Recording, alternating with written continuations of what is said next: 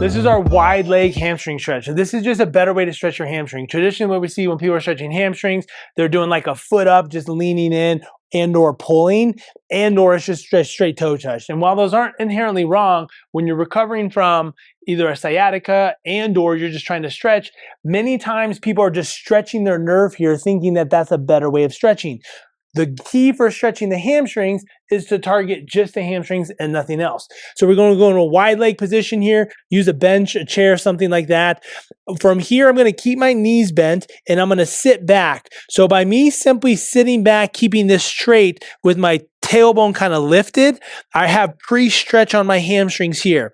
Now from this position, I'm simply going to try to straighten my knees. So notice as I do this, my torso is not buckling, rounding, and or it's not lifting a lot. I want to try to maintain this height and I'm simply just driving knees out.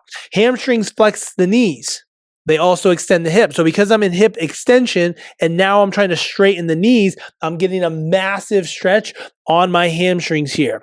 So this is a simpler and better way to target hamstring stretching if you're feeling tight without aggravating your sciatic nerve.